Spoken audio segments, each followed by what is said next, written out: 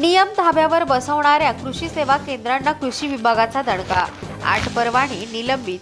रब्बी हंगामाच्या पार्श्वभूमीवर शेतकऱ्यांची लूट थांबवण्यासाठी कृषी विभागाने कंबर कसली आहे.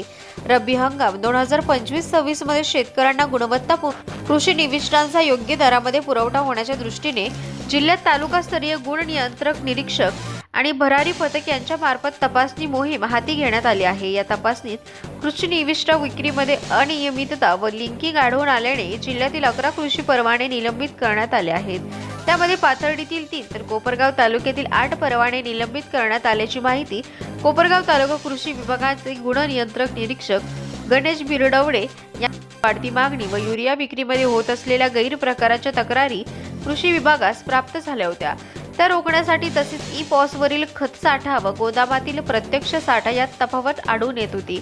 त्यासाठी कृषी विभागाने जिल्हाभरात कृषी सेवा केंद्रांची तपासणी मोहीम व्यापक स्वरूपात राबवली. तपासणी अंती निविष्ठा विक्री केंद्रामध्ये त्रुटी तसेच नियमबाह्य गोष्टी आढळल्यास कडक कारवाई करण्याचे आदेश जिल्हाधिकारी डॉक्टर पंकज आशिया यांनी दिले आहेत. जिल्हाभरात झालेल्या तपासणीमध्ये कृषी निविष्ठा कायदा, अत्यावश्यक अधिनियम तसेच परवाने अटी व नियमानुसार त्रुटी आढळलेल्या पाथर्डी येथील 3 आणि कोपरगाव तालुक्यातील 8 असे जिल्ह्यातील कृषी सेवा केंद्रांच्या 11 परवान्यांवर जिल्हा अधीक्षक कृषी अधिकारी कार्यालयात संबंधितांची सुनावणी घेऊन त्यांचे परवाने निलंबित करण्याचे आदेश बजावले आहेत. जिल्ह्यातील सर्व कृषी सेवा केंद्र यांना कृषी निविष्ठा कायद्याअंतर्गत असलेल्या नियम व अटी पाळून शेतकऱ्यांना त्रास होणार नाही अशा पद्धतीने कृषी निविष्ठा पुरवठा करावा असे आवाहन जिल्हा अधीक्षक कृषी अधिकारी सुधाकर बोराळे यांनी केले आहे.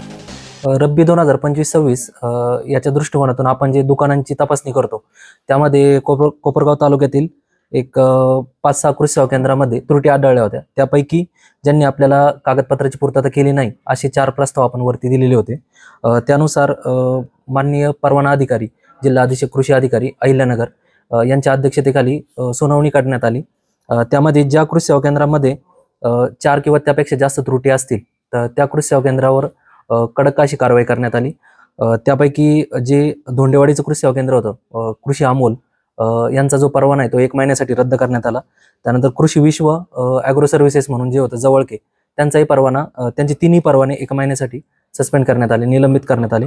आणि स्वामी समर्थ पोयगाव यांचं बियाण्याचा यांचे जे हे होते तक्रारी होत्या किंवा त्या बियाण्यासंदर्भात ज्या त्रुटी होत्या लायसन्सच्या फॉलो करायला पाहिजे त्यानुसार त्यांचं 15 दिवसासाठी बियाण्याचा परवाना रद्द करण्यात आलेला आहे. त्यानंतर त्रिमूर्ती ॲग्रो सर्व्हिसेस रांजणगाव देशमुख यांचा परवाना ऑलरेडी याच्या अगोदर रद्द झालेला होता. तर परवाना रद्द असताना त्यांचं दुकान आपल्याला सुरू आढळलं जे की कायद्यानुसार परवानगी नाही आहे. त्यामुळे त्यांचा जो परवाना 2 फेब्रुवारी 2026 पर्यंत रद्द होता तो आणखी तिथून पुढे 1 महिन्यासाठी वाढवण्यात आला. मग त्याचंही सस्पेन्शन 1 महिन्यासाठी वाढवण्यात आलं. ज्या काही दुकानं कृषी सेवा केंद्र सस्पेंड आपण करण्यात आलेले आहे नेमकं काय काय तक्रारी त्यांच्या आल्या होत्या तुमच्यापर्यंत काय सांगा? तक्रारी म्हणजे आपलं शेड्यूलच असं असतं सर का एखादा सीझन सुरू होतोय त्यामध्ये शेतकऱ्यांना गुणवत्तापूर्ण निविष्ठा ह्या प्राप्त व्हायला पाहिजे हा कृषी विभागाचा वेळोवेळी प्रयत्न असतो. त्यानुसार आपण बियाणं असेल, खतं असेल, कीटकनाशक असेल यांची तपासणी व्यवस्थित होण्यासाठी दुकान तपासणी करतो. त्याचबरोबर आपल्याला जे संशयास्पद निविष्ठा वाटतील त्यांचे सॅम्पल आपण काढतो आणि प्रयोगशाळा पुणे या ठिकाणी पाठवत असतो. या ज्या पर्टिक्युलर दुकानावर कारवाई झालेली आहे असेच कोपरगावमध्ये या अगोदरही काही कृषी सेवा केंद्रावर कारवाई करण्यात आलेली आहे.